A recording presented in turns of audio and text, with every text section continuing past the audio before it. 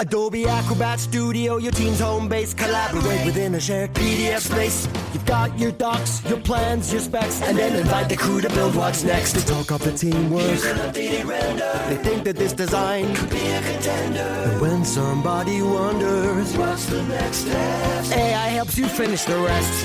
Bolts are tight, now your plan's refined. Run a smoother business when you're all aligned. Do that with Acrobat. Learn more at adobe.com/do-that-with-Acrobat. Instagram teen accounts have automatic protections for what teens see and who can contact them, plus time management tools. And Instagram will continue adding built-in safety features to help create age-appropriate experiences. Learn more about teen accounts and Instagram's ongoing work to protect teens online at instagram.com/teen accounts. Welcome mga papa.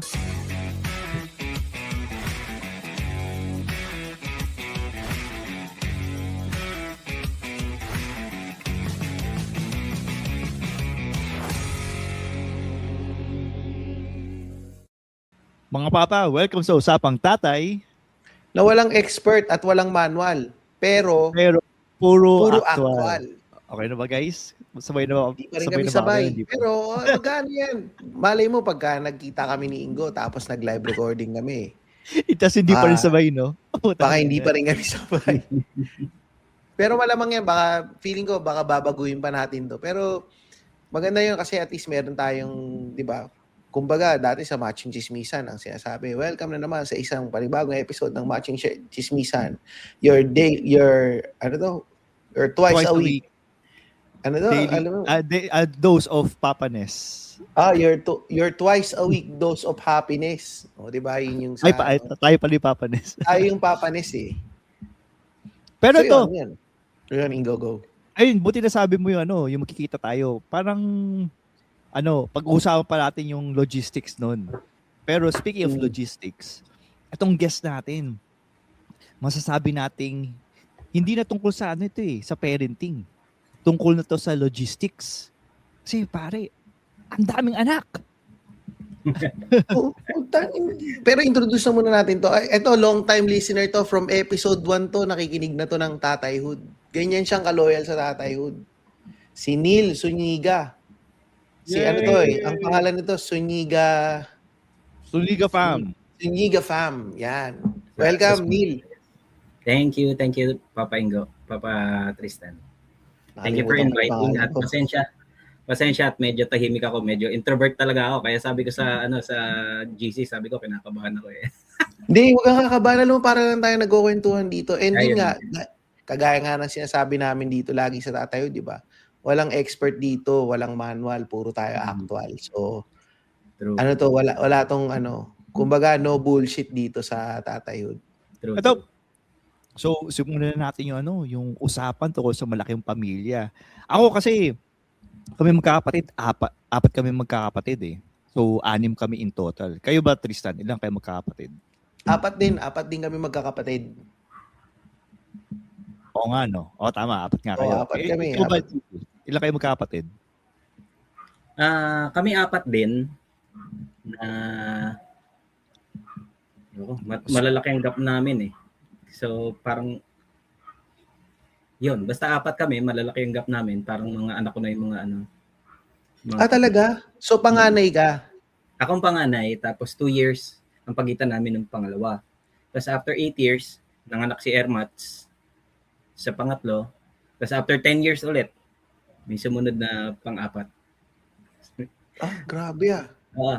Kaya, yung tapos, after a year na pinanganak yung bunso naming kapatid, nanganak naman yung misis ko sa panganay.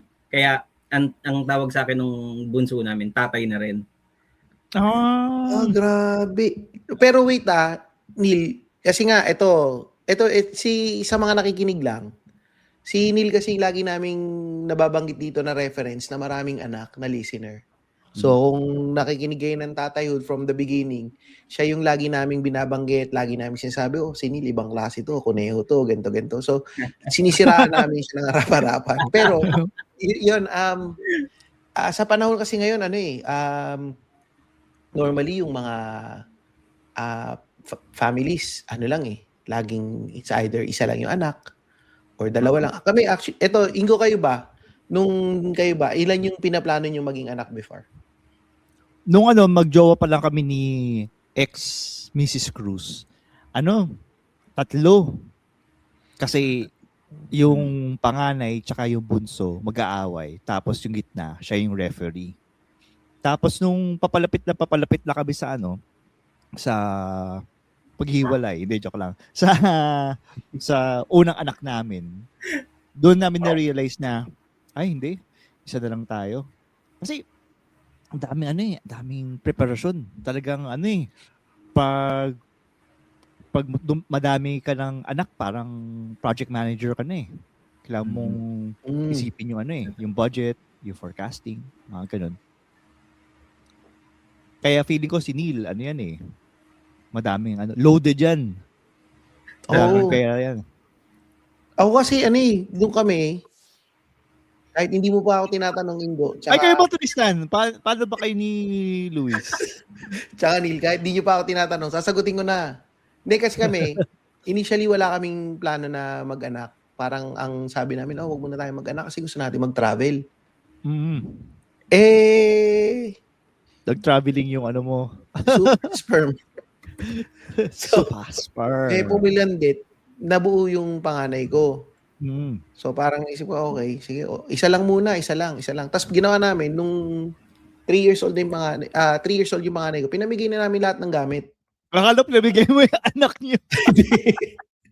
Pinamigay namin lahat ng gamit kasi alam namin hindi kami mag-aanak eh. Alam namin isa na lang eh. Parang isa lang para at least hindi masyadong mabigat sa budget. Ayun, biglang nabuntis siya ulit. So, yung dalawang anak ko, hindi siya planado. So, kaya nga nung bumilib ako nung sinabi nga ni Neil, 5 anak. Ikaw ba, Neil? Pinlano mo ba yon na yung anak mo 5 or lang? Spur of the moment. Ikaw ba, Neil? Ikaw ba, pinlano mo ba na yung dami ng anak mo? Pinlano mo ba kung ilan yung magiging anak mo? Basta, nung nag-uumpisa kami ni Mrs., hindi pa kami nagsasama. Sabi ko, gusto ko na maraming anak. Pero siya gusto niya, isa lang. So, Pero Neil, interrupt lang kita. Kapag sabi mong madaming anak, ilan yung madami para sa'yo? At that time, siguro 4. Siguro 4 okay. kasi nakita ko yung saya na maraming magulo yung bahay. Kaya okay. Iba yung kaya parang gusto ko ganun din. Oo. Lively ko baga maingay, puno ng buhay, ganun. Pero yung sinabi ng misis mo, hindi ako, isa lang ang gusto ko. Inisip mo ba na, okay, sige, isa lang? Inisip mo ba na, yun ang akala mo. Yun ang akala mo. Hindi, pagkatapos ng panganay namin, may mga, sa all across do sa 5 bata, may period na nagpa-family planning, may mga contraceptives.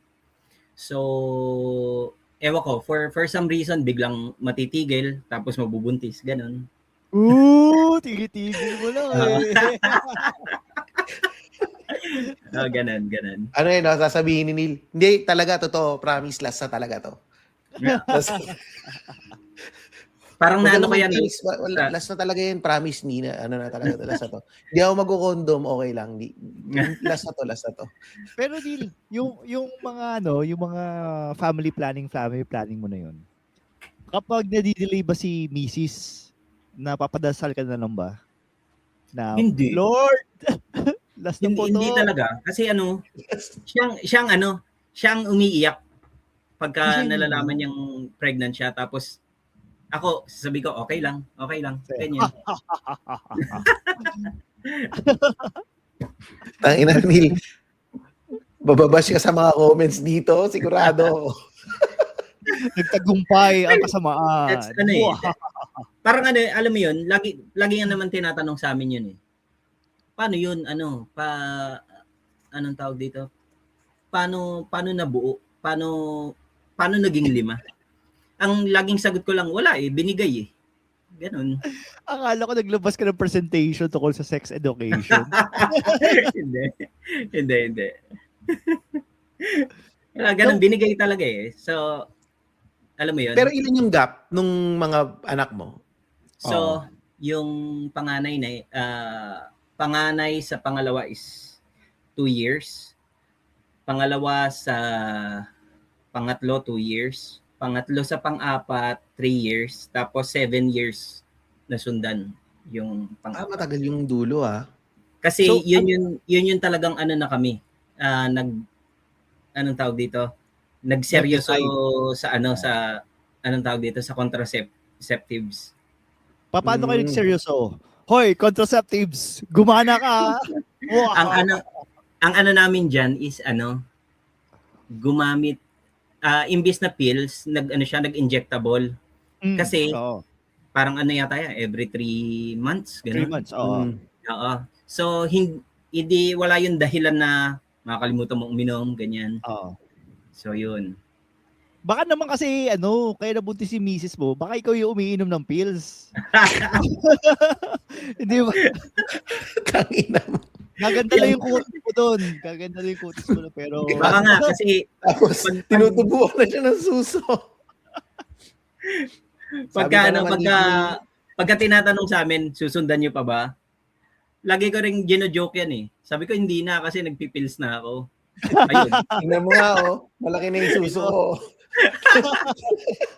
pink Hindi na, nagpipils na ako. Tingnan mo, medyo tinutubuan na ako ng kaya nagbe-baby bra na ako. Tangina, sabi, yung pinag-usapan natin, ginagago natin, sabi pa naman dito ni Lance Lilan Canlas, tatayhood, usapang tatay na maisaysay. Ano natin, how can we live up to that statement? Pero ito, dahil nalito ako sa math, doon sa sinabi mong age gap, ano yung gap between yung panganay tsaka nung bunso? 14? 14 years. 14 years. So okay din pala. Kasi malayo-layo pero still 5 pa rin So doon sa hindi ba kayo kabado after nung 5th kid nyo na parang tanga na, paano natin bubuhayin tong 5 na to, baka hindi pa huli lahat na i-terminate mga anak natin. As always, yun ang yun ang binigay ni Lord. Oo, lagi binigay ganun. So siya kasi noon parang bumalik siya sa trabaho. So parang 2 months pa lang siyang bumabalik dahil busy, nakalimutan na namang uminom ng pills. Nakabuo kami. 1 month before 1 month bago mag-lockdown. Tumawag siya sa akin galing sa trabaho. Tumawag siya sa akin galing sa trabaho na sabi niya nag-pregnancy test nga siya sa labas. Ayun. Sabi ko, okay lang naman, walang syempre kami lang naman ang always ang option namin is tanggapin, di ba? Wala naman yan tapon Pero ito Nila, so since na tayo, tapos na tayo dun sa kung paano ba nangyari. Kasi nga, yun nga, it's either nakalimutan mag-pills and yun nga, last na lang talaga yun na kumbaga hindi kayo kumbaga nakakalimutan yung pills kanyan and hindi masyadong naging seryoso yung pagpa-family planning. And besides, lahat naman yan blessing pag inisip mo totoo naman blessing naman yan talaga. Yung logistics kasi, ako inisip ko kasi kung paano yung logistics ng may 5 anak. Kasi syempre bawat bata iba-iba yung niyan iba-iba yung ugali, iba-iba yung mga trip. Ako personally, feeling ko nga yung mga magulang ko hindi naman kami talaga kilala Kasi nga since 4 kami, nagtatrabaho yung both parents ko, lagi silang wala. Ang alam lang nila, may anak sila na 4. And then that's it. Na hindi na parang hindi nga, meron lang silang alam na si Tristan medyo ano yan, masungit yan. Ganun lang. Pero beyond that, wala na silang alam. So, paano yan ngayon? Siyempre sa panahon ngayon, kinakailangan mong balansehin yan. Ako na lang, pasalamat ko na lang, nung dumating yung panglima, andyan na yung yung may option kang magtrabaho sa bahay. Kami ni Mrs. pareho kaming virtual assistant nung dumating yung pandemic. So, ayun. And at the same time, kahit sa panganay pa lang, I always make it to the point na na laging present ako kung ano mga nila sa whether sa school, kung ano mang mga activities nila. Kasi to be honest, laging nanay ko lang yung yung nakikita ko sa mga events ko sa buhay. So nasa isip ko na sana si Papa nandirito. Ganon laging ko. So hindi ko naranasan, pinaranas ko sa kanila. And ano sabi nila? Sabi ng mga anak mo? Di naman sila nagsabi na, pa, gusto ko yung naranasan mo kay Lola. Siya yung humatog ng mga events. Hindi, ano naman, pagka, syempre kailangan present kami mag-asawa. Lagi. Dalawa kayo. Wow. Naalala ko pa pinag-chismisan kami sa school na, parang hindi nagtatrabaho itong mag-asawang to. Laging present. Ninyo pa, alam nyo, di ba? Grabe. So, ganun ang namin. Talagang parang corning sabihin na family man. Wala, ganun talaga Kung kailangan mag-skip ako ng isang araw sa trabaho para gawin yung mga umattend sa mga kailangan ng mga bata. I'll do it. Walang pero problema. Totoo yan before tayo magpumunta sa next totoo yan kasi sa mga nakikinig, correct me if I'm wrong na lang din. Baka mali ako ng tingin ko sa kung paano sa Pilipinas. Sa Pilipinas kasi talaga, alam ko, medyo frowned upon yung mag-absent ka sa work para dahil may event yung anak mo. Kasi very hardworking tayo and lagi nating dinadahilan sa mga sarili natin is, hindi para naman sa kanila to Pero yun nga, mas importante din kasi yung present ka actually, swerte ka nga, Neil, kasi na-realize mo yan early on sa pagiging parent mo. Na-realize mo na dapat maging present. Ako kasi, ang normal na nasa isip ko dati, nasa Pilipinas pa ako na parang, hindi, nagtatrabaho ko para sa kanila So, hindi ko na-attendan yung mga school activity na yan kasi nasa work ako Baka mawala na akong trabaho, paano ka? Parang yun yung thinking ko. Hanggang sa makalipat ako dito sa Australia na nakita ko yung mga tao, magsusundo nga lang ng mga anak gagawin nila, naka-blackout yung calendar nila Kasi sabi na, magsusundo ako ng anak.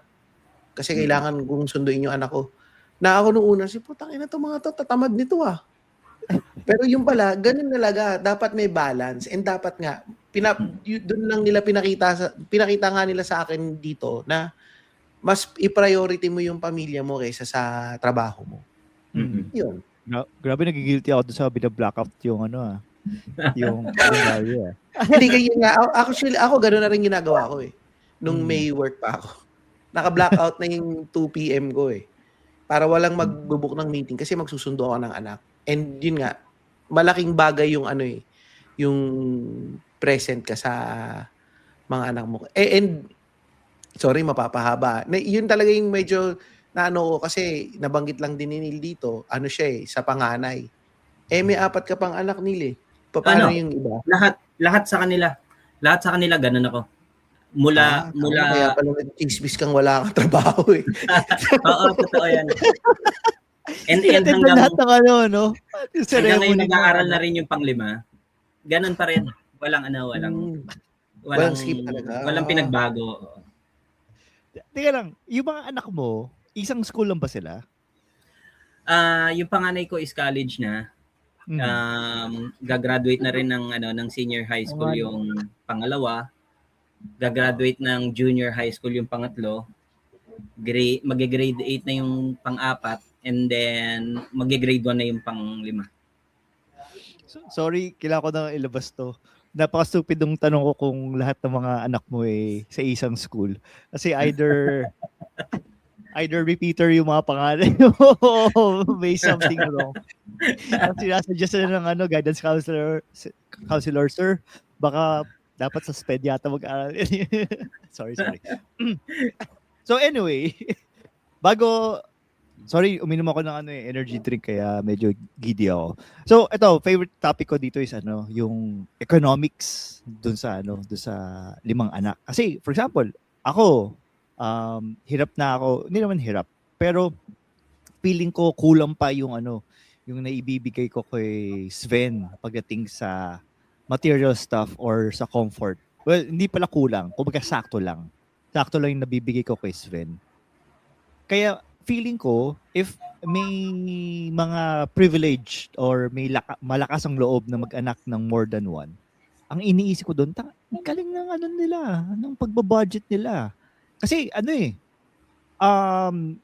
setting aside yung luxury pero yung iniisip ko lang doon yung comfort level lang ng mga bata or even yung comfort level ng parehong magulang. Setting aside yung luxury. Paano nyo nagagawa yun? Nakakatawang isipin. Kasi, parang nabanggit ko na to sa isang usapan sa opisina na may nagtanong na rin sa akin na ganyan. Sabi ko, mahirap, pero hindi mabigat. Tagline yun Mahirap, pero hindi mabigat. Oo. May time na, talaga, na gipit. May time na may sobra, may time na sakto lang, ganon. Pero yun nga, kahit dumadating kami doon sa sakto at gipit na part, it's never mabigat para sa amin. Alam mong ito yung problema, pero it's parang biglang may darating na sa amin para makasurvive ganon sa ganong stage. So kung iisipin ko talagang parang parang may tumutulong sa iyo na hindi mo inaasahan. May divine intervention. Kaya dapat Ingo, nagdadasal ka. Kasi tinigilan mo yung pagdadasal. Tingnan mo si Neil. May dumadating na tulong lagi. Hindi ka kasi may ka na takot kasi sa religion mag-ibang religion ka na yata kasi. May takot kasi ako sa Diyos, pare. Kaya hindi ako nagdadasal, baka magpakita sa akin Pero yun, kidding aside, kasi may nakakita ako sa sa social media na pag malalaki yung family, either nagbo-bulk buying sila So sa iyo, sa 5 anak, paano kayo, paano nyo napagkakasya yung meron kayo? Katulad ng kapag sinasabihan mo ba yung anak mo na, anak, malaki na sa'yo yan, bigay mo na sa kapatid mo, tapos sabihin ng kapatid mo, daddy, hindi naman ako, sorry. Walang sa amin yung ganun Bibihira yung sila. Nag-hand me down? Yung over. Bihira. Talaga? Kasi, lalo ngayon na syempre si pang-4 ay 13 na. So, yung si kuya medyo may mga pinagliitan na. Oo. For magkakaiba kasi sila ng ng preference, may ibang gusto si kuya, may ibang gusto si pang-4. Ganon din sa mga babae. So, alam nga namang kunin ng mga anak na babae yung brief ni kuya. No, I mean si panganay tsaka si pangat. Kasi sila babae, lalaki, babae. So, yung mga ate at kuya, bibihira na hand over sila ng mga napagliitan sa mga mas maliliit. So, when it comes to naman sa mga items sa bahay, wala rin kaming hindi rin kami nag-iisip na na yung kontrolin kasi nila yan that's the way they are eh, araw-araw eh. Nagpapaalala ako daw na, oy, napapalakas kayo ng gamit sa ganito, lalo na sa kuryente, tubig, ganyan. But kung darating yung gastos, darating talaga eh. So, wala magagawa. There's no exact planning eh. Gusto ko yung mentality mo nila. Parang may YOLO siya na may pagka quote-unquote God will provide mindset na parang hindi ko nararamdaman na stress ka sa sa 5 anak mo. Especially mukha lang. Mukhang hindi ka stress kasi ngayon pa lang iniisip ko na kagad yung tuition fee ng anak ko ngayong darating ng June eh. Ay, tama, June. Isip ko, kailangan ko ng pag-ipunan lang ngayon as early as now. What more pa kaya kung 5 yun? Ano naman, when it comes to school naman, naman kami, public naman kami from kinder, high school, and then pagdating nila ng senior high, kahit private, covered may voucher naman eh. DepEd voucher. Tapos si panganay, scholar. State U pa. So, State U. Talagang lang, baon-baon lang. Ganun. Ang gastos mo. Medyo may pagkapareho kami ni Neil pagdating dun sa God will provide type of shit. Yung hindi masyadong naglo-look forward ng mga plano, walang masyadong plano, na parang, kunyari, yung nawalan nga ako ng work. Parang sa akin, okay lang. Tapos yung muntik akong ma-deport. Na parang ang nagiging thinking ko lang lagi, ay hindi, maayos to. Kahit kahit anong mangyari, hindi ako mawawala ng pag-asa dito. Parang ganun lang eh. Parang laging may dadating na, gusto ko yung sinabi mo nila, sabi mo na laging may dadating na tulong na sumadsad man yung buhay mo, bigla na lang may susulpot dyan eh. Na parang biglang magkakapera ka, biglang may magbibigay, biglang may bonus ka, or biglang may trabaho ka na. Parang ganun eh. Ako, firm believer din ako ng ganun eh, na basta naniwala ka lang na hindi mo masyadong iniisip yung lahat ng logistics ng pasikot-sikot ng buhay. Ano yan eh, it will all end well eh. Yun yung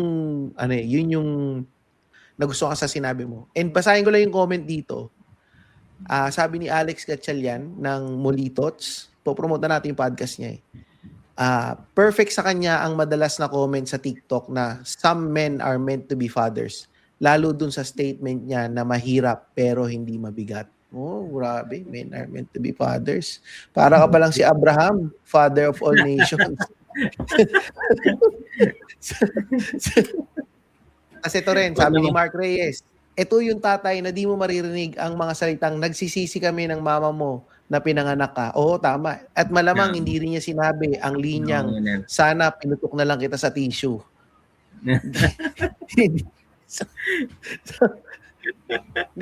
Pero yun nga, actually ang ganda nung ni Nile nung outlook niya na mahirap pero hindi naman mabigat. And maganda rin kasing yun doon sa mga bata eh. Na ako kasi growing up, naramdaman ko na parang burden ako eh. Burden ako sa mga magulang ko. Meron akong ganung feeling na pag nagkasakit. Di ba ikaw yung katuwang ng parents mo? Ba mo naman na-feel? Hindi. Nung bata pa kami, kunwari, pag merong mga kailangang bilhin sa school, makita mo yung public lang din ako makita mo yung mga magulang ko, yung nanay ko, yung tatay ko, parang, ano yan, gastos na naman. Yung may ganon. Gastos na naman. Saan naman tayo kukuha ng pera nito? Na parang ako nararamdaman ko lagi na parang tangina, pabigat ako. Or kunyari, nagkasakit ka. Makita mo, yung nanay mo, nagagalit. Kasi bibili na naman tayo ng gamot. Ang mahal na naman ng gamot. Paano yung pang pa-hospital mo na? Parang, alam ko naman, hindi naman nila yung minimin. Pero, siguro more of, nai-stress sila. Pero yun nga, as a kid, ang nararamdaman mo, puta, pabigat ako sa magulang ko. Kaya nga, nung nagkaroon ako ng chance na makapag-work ako, nung college ako, ginanap ko yung opportunity na magtrabaho. Kasi nga, sabi ko, ayokong maging pabigat eh. And hanggang pagtanda ko, dala-dala ko yun na ayokong maging pabigat. Ako rin, swerte ako sa mga anak ko. na lalo ngayon, nasasanay silang mag-ipon on sa sarili nila kung meron silang gusto. Lalo na yung dalawang malaki na if they want this, talagang paghihirapan nilang pag-ipunan, kasi nakikita rin nila na na may mga gastusin din sa mga batang kapatid nila, ganun. Sometimes I wish na ako yung nagpo-provide, of course, pero tingin ko ganun namin sila pinalaki na walang arte-arte, minsan sa pagkain may arte, pero may arte sa pagkain, pero overall wala eh. That's how they are eh. Ganun sila lumaki eh. Ayun, buti nasabi mo yung mga arte-arte na yan. Kasi siyempre, katulad ng sinabi ni Tristan, iba't iba yung yung temperament, iba't iba yung ugali. So tas 5 pa yung anak mo. So, sorry, pakit yung tone ko. Tapos 5 yung anak mo. Nagbago ba yung tone? Parang ganoon din eh. Anyway, so paano yung dynamics nila? Para ba silang one big barkada or kanya-kanya sila? This episode is brought to you by Redfin. You're listening to a podcast, which means you're probably multitasking. Maybe even scrolling home listings on Redfin, saving homes without expecting to get them. But Redfin isn't just built for endless browsing. It's built to help you find and own a home. With agents who close twice as many deals, when you find the one, you've got a real shot at getting it. Get started at redfin.com. Own the dream. Faraday presenta Ojos con Alergia y Picazón contra el jardinero. Y el ganador es Faraday Extra Fuerte. Para aliviar la picazón de los ojos por alergia, actúa más rápido y supera a Claritin y Flonase aún a las 24 horas. Faraday, adelante. Nung mga bata sila, nung mga maliliit sila, talagang sobrang parang may competition. Ang hirap, may mga mag-aaway bigla, lalo na yung dalawang malaking dalawang big sister. Parang sila yung hindi ko alam kung anong meron sa nila, sa isip nila. Parang sila yung may competition. Pero in the past few years, parang nagulat na lang ako, magkasundo na sila. Ganon. Okay. Nawala na rin yung sobrang away nila nung siguro dahil magkakasama sila nitong pandemic. So they learned to coexist. So parang napaka-mutual lang ng coexist kasi nakita ko kasi sa ibang relatives namin yung ganon na nag-aaway. Nag-aaway yung mga bata hanggang sa paglaki dinadala. So naging worry ko yon, pero all of a sudden magkakasundo sila eh. Sobrang petty na. Tsaka kung mag-aaway sila, sobrang petty lang ng pinag-aaway nila. Walang malalim. Walang sasabunutan sa mga babae, ganyan. Wala yung bakit mo sinuot ang blouse ko? Walang ganon. Wala. Wala din. Kasi nga magkakaiba sila ng preference kasi talaga. Ng form. Walang kukuha sa damit ni ganito. Walang ihiram ng sapatos ni ganyan. Talagang ewan ko, ganun talaga sila. Parang magastos yata yun Na-imagine ko parang, okay, walang nag-hand-me-down, walang naghihiraman din ng damit. Magastos. Pero, wala. Pagka, let's say, nasira yung sapatos si ganito, nataon naman nakabili na para doon sa isa, so merong pambili para dito sa nasiraan. So sakto parang ganun ba? Ganun. Oo. Laging meron. Pero kasi ito, kinukwento ni Tristan na yung panganay niya medyo mahiyain sa makipag-usap sa ibang tao.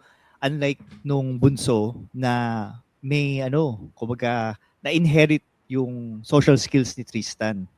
So, dahil ikaw 5 yung anak mo, kamusta naman yung social skills nila? Madaldal ba sila? O paano ba sila makipag-interact? Iba-iba eh. iba-iba sila. Yung naunang tatlo is introvert. Tas si pang-apat at si pang-lima, sobrang friendly. Yung dadaan sa uwian, may magbababay, bigla. Kahit hindi mo kilala, kahit nasa ibang grade level pa yan, kilala sila, magugulat ka. Pero ito nga, Neil, so ano ba? Kasi ako, kung paano akong makipag-deal sa mga anak ko, magkaiba. So, yung sa bunso ko, iba kung paano ko siyang kausapin. Yung sa panganay ko, iba din. So, parang lumalabas nga, parang meron akong dalawang personality pagdating sa pagkausap ko sa anak ko. Ang iniisip ko lang ngayon, paano yan sa 5 mong anak, di kada isang bata, iba yung personality mo? Yes. Kasi magkakaiba rin sila ng sa amin. Since magkakaiba sila ng kung kanino sa amin ni Mrs. sila mas malapit. So, nagiging iba rin yung approach mo sa bawat isa. Katulad ni panganay, malapit siya sa aming dalawa. So, pwedeng kaming dalawa yung mag-deal over sa kung ni panganay. So, mas malapit sa nanay si pangalawa. So, ang nangyayari doon is sasabi ko kay Mrs. Sige, ikaw ang kumausap sa kanya. Ganun ang namin since hindi naman sa may malayo ang loob sa amin. Lahat naman sila close sa amin sa aming dalawa Kung saan lang sila naglilin na kung kanino sila mas komportable, dun siyang kakausap dun sa bata. And then pagka naintindihan na niya kung ano ang sitwasyon ni bata sa particular na issue o anumang gustong pag-usapan, doon naman pumapasok yung kaming dalawa mag-uusap na, and then tsaka namin kakausapin yung bata. So iba-iba talaga, iba-ibang approach sa 5. Tsaka siguro tingin ko hindi ka masyadong nag-overanalyze no. Kaya parang chill siya, no? chill ka lang. Kasi as I see it. Oo, kasi yun nga parang ganung type of person ka rin Kaya siguro si Ingo mind blowing kay Ingo kasi yung 5 anak Kasi lahat ng logistics iniisip niya Si Ingo siya ma-organize siya na tao na yung gusto niya nakaplano lahat. Hindi, problematic lang ako. Hindi ako problematic lang. Gusto ni Ingo nakaplano lahat. Kaya medyo baka kasi sa mga nakikinig parang maisip nila, grabe but parang ang daming problema ni Ingo. Hindi naman maraming problema si Ingo. Ano lang siya, overthinker. Gusto kasi ni Ingo parang 5 steps ahead siya sa lahat ng mga nangyari. Na kunyari, 5 anak ko, dapat ito yung mga napansin ko rin, si Neil kasi napansin ko, the way rin kung paano siya magsalita very chill lang and parang okay, come what may type of person siya Na kaya nga sabi ko parang medyo similar kami ni Neil. Pero hindi lang kami similar siguro yung sa magiging mahabang pasensya niya sa mga anak niya. Kasi parang feeling ko ang haba rin ng pasensya mo sa mga anak mo Sa pagkakaano or na-develop lang ba yan over time? Katulad mo ako, nag-umpisa ako sa pamamalo. And then, nung dumating si pangatlo, parang doon ako lay low sa spanking. Pero alam ko na naisip ni Ingo. Teka, may naisip si Ingo kasi nakita ko nagbangin yung mukha. Huwag gamitin spanking. Iba yun. Iba na yung punishment. Iba na yata yung na-spank ni Neil. Kaya nagkaroon ng pang-4 tsaka pang-5. Sorry, go. Para nag-iba ako ng approach sa discipline o kung iniisip ko ngayon, parang wala akong maisip na dahilan kung paano kami napunta sa ibang approach ng discipline. Parang siguro na ko na lang na syempre babae si panganay, ayokong ayoko rin na mamalo sa batang babae. So, pero ito, Neil, so sabi mo nung sa panganay mo, medyo harsh ka rin na namamalo ka. So parang sumisigaw ka rin, tama ba? Yung ba yung pag nagagalit ka? O Actually hanggang ngayon. Kasi hindi mo maano, para silang riot dito sa bahay. Araw-araw, lalo na pag kumpleto. Talagang parang yun nga lang may isang biglang magkakaroon ng top up. Tapos maaano yung isa. Parang mahahawa ako doon sa naanoy. Mga babae ba yan? Mga babae o depende? Depende. May kanya-kanya silang top up. Minsan tahimik, minsan biglang magkakaroon ng alam mo yun, kung anong gagawin niya na maaano yung ibang kapatid niya. Pero so, parang, actually, alam mo, Ingo, yung pag kunyari may mga multiple kang mga anak. Oo. Kasi nga ako, yung dalawang anak ko pa lang eh. Kunwari, yung bunso ko, napatingin lang siya sa kuya niya. Na natitigan lang niya ng mga 5 seconds, napatingin siya. Mag-aaway na sila eh. Sasabihin na, why is he staring at me? He's so weird. Is he gay? Ganun kagad. Okay. Ganun kagad. Totoo yan. Nangyayari yan. Ganun kagad. Tapos mag-aaway na kagad. Pero ito nga eh. Siguro, masasabi rin natin kasi talaga nga na, kasi marami rin dyan na nagko-comment din na, yun nga, yung sa way sa pagpe-parenting ko nga na, eto, pagkakataon ko nang mapagtanggol yung sarili ko dito, Ingo. Kasi tingnan mo si Neil. Galing din pala siya sa galing din siya sa ganong way na medyo naramdaman ko na medyo na-validate ako ng konti. Kasi feeling ko kasi ako lang yung ganun na parang harsh, namamalo, masyadong strict. Kasi nga ang binibigay kong dahilan sa sarili ko nun. Kasi yun yung alam ko na kung paano maging magulang eh. And over time, natututo ka sa mga mali mo. And maganda nga si Neil, naka-5 anak eh. So, syempre, practice makes perfect. 5 yung pinag-practicean niyang anak. Paluin. Ako 2 pa lang eh. Siguro pagdating ako. dun, sorry. Sorry, sabi ko lang, nagulat ako, sabi ni Neil, narinig ko yata, habang pinapalo ni Neil, sumisigaw din siya eh. Kaya tayo, grabe yung mamalo si Neil. Anyway, sorry. Naman, siguro, looking back now, siguro dumating na ako doon sa, yung cliche na, it hurts me more than you, yung pamamalo. Yung parang pag napalo mo sobrang bigat sa'yo. Sa kahit anong away kasi hindi ako magaling makipag-away eh. So kahit sabi ng misis.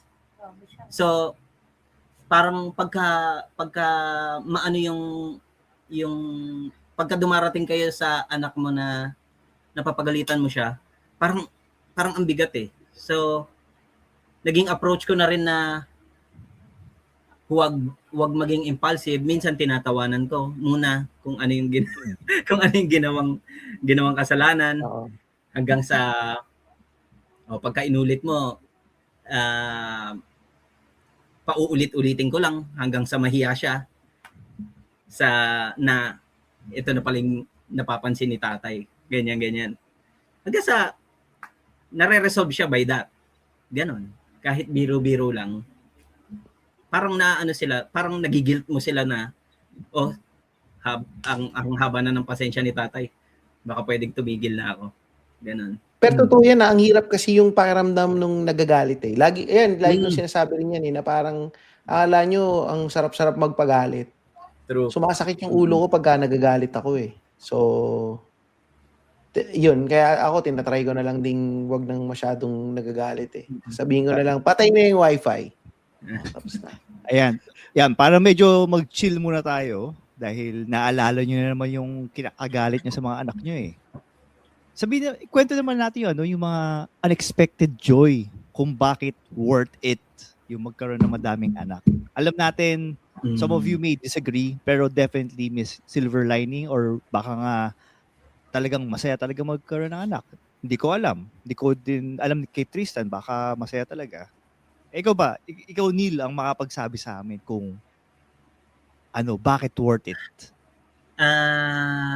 Parang wala akong ano ko kasi siguro dahil napalalaki ko silang very loving kids. Sobrang mga malalambing. Unlimited hugs. Unlimited Kisses, kahit magtatapon lang ng basura. Halik pa sa amin bago lumabas.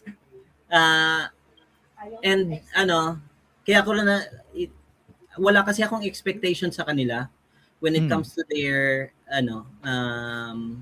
academic performances. Kaya masasabi kong unexpected na they are diligent pagdating sa studies. Bigla na lang silang mag-uuwi ng mga certificates, awards. Kaya naiyak ka ba doon or naiyak ba kayo pag meron silang mga achievement? Pag inuuwi, hindi. Pero pagka sa harapan ko binigay, nako, ang pangit ng mukha ko. Yung sa stage, pag pinakit mo sa stage. Wow. So, yun. Pero ako feeling ko, kasi kami, apat kami. So, technically, madami na din yun. And tas lagi ring madaming tao. Feeling ko yung pag marami kang anak, ang isa sa mga unexpected joy dyan, ito, naririnig ko lang to sa nanay ko nung matanda na siya. Masaya siya na yung nandun kami lahat sa bahay. Tapos magulo. Tapos maingay, nagdadaldalan lahat, nagtatawanan. And isa pang laging inaano ng nanay ko yung pag manonood kami ng mga VHS dati. Manonood kami ng mga Die Hard, ganyan. Yung mga mahilig kami dating manood tas nandun lang kahit maliit yung bahay, kahit wala kayong mga snacks, nandun lang. Parang yun yung joy nung parents na basta makita mo nandun yung mga anak mo. Tapos makita mong magkakasundo sila. Ako kasi sa dalawang anak ko, pag nakita ko lang na nag-uusap sila nagkukwentuhan, nagtatawanan. Parang sa akin yun parang malaking achievement para sa akin. Kami rin pagka kumpleto mga bata, parang lalo ako sinisipag na paglutuan sila, gawan sila ng pagkain na gusto nila. Yan, na masaya ako nakikita sila nag-enjoy na magkakasama. Yun. So masasabi niyo ba na mas magulo pero mas masaya? Yes, sa akin yes. Totoo yan. Siguro pa-wind down na tayo kasi parang 30-40 to Pero anyway. Neil, any advice sa mga parents or sa mga future parents na nag-iisip na kaya pala ng 5 anak Raise the rudders! Raise the sails! Raise the sails! Captain, an unidentified ship is approaching. Over. Roger. Wait, is that an Enterprise sales solution? Reach sales professionals, not professional sailors. With LinkedIn ads, you can target the right people by industry, job title, and more. Start converting your B2B audience today. Spend $250 on your first campaign and get a free $250 credit for the next one. Get started today at linkedin.com/campaign. Terms and conditions apply. I cannot say na don't stress it out. Kasi totoo, kahit parang chill ka lang, yung loob mo parang alam mo yung mga gears na umiikot ng sobrang bilis. Hindi mawawala yan as a parent Pero hindi rin kasi makakatulong yung stressing out sa parenting. Ako kasi talaga I try to look at it na ng mas malawak bago ako bago ako mag-react. So pag ano mo talaga na marami ang anak mo, that's the way to approach them, I think. That's the best way to approach it, kasi lalo yan, 5 yan, kung bigla kang magre-react sa kung anong nila, mahirap yun, para ka masisiraan ng ulo. Kaya Pero tingin ko rin mas, isa rin, mas ay sorry, go, sorry. go. Then Okay. naisip ko isa ring crucial talaga sa inyo ng misis mo, yung teamwork ninyo. Based sa kinuwento mo kanina yung pagka may magdidisiplina na isa sa inyo, mag-uusap kayo, pag-uusapan ninyo as a team, na parang in sync kayong dalawa. So tingin ko isa rin yan magandang sa pwedeng maging practical tips sa pagkakaroon ng malaking pamilya Na kung pinaplano niyo magkaroon ng malaking pamilya, siguro dapat make sure na in sync kayong mag-asawa, and dapat consider it na parang isa kayong team. And I guess isa rin sigurong pwede mo ba rin nating mapulot dun sa mga sinabi ni Neil, yung merong kayong sistema in terms of sa chores, sa routines, and I'm sure naka-delegate yan sa yung mga chores sa bahay ninyo sa mga anak mo, di ba? Yes. Totoo yan. So, may mga gawain na talaga na hindi mo maipasa dahil may way ka of doing it na hindi nila magagawa. So, talagang kung ano lang yung kaya nilang gawin, yun gawin nila. So Neil, kunyari, nag-time travel ka. Tapos nakita mo yung past self mo. Ano ang sasabihin mo sa kanya, knowing what you know right now? Siguro sasabihin ko, magiging masaya ka. Magiging masaya ka, but brace yourself sa kung anong magiging buhay mo. And definitely it will be worth it in the next 10, 15 years.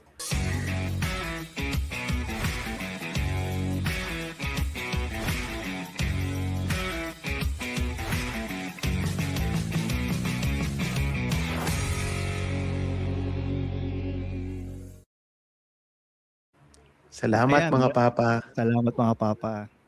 Thank you po. Ayan, shoutout lang din natin syempre dito si LV Suniga, ang dakilang misis ni Neil, nandito, nag-comment na dito. Go, tatay. Ayan, tsaka salamat nga pala sa mga Patreon natin, sa mga umattend din ng ating live recording. So, ayun, yun na muna. Hindi na natin masyadong papatagalin si Neil at siyempre, may mga di may anak niyan. So, salamat ulit mga papa. Salamat, Neil. Thank you. Bye. Greenlight helps kids learn about money by actually using it. It's a debit card and money app that teaches kids to earn, save, and spend in real life, not just swipe and hope for the best. Learning happens naturally, in the moment. Parents can set limits, see real-time spending, and guide better habits all in one place, without constant check-ins or cash runs. Don't wait. Try Greenlight risk-free today at greenlight.com/trygreenlight. Your Wish is Your Command is being called the greatest success book of all time, with over 100,000 five-star reviews. I went from 5K on my bank account to 8 million. My income doubled. I was able to retire at the age of 31. It reveals the missing key to the law of attraction. Your Wish is Your Command is now available on Amazon. Search Your Wish is Your Command on Amazon to get your copy today. Good night.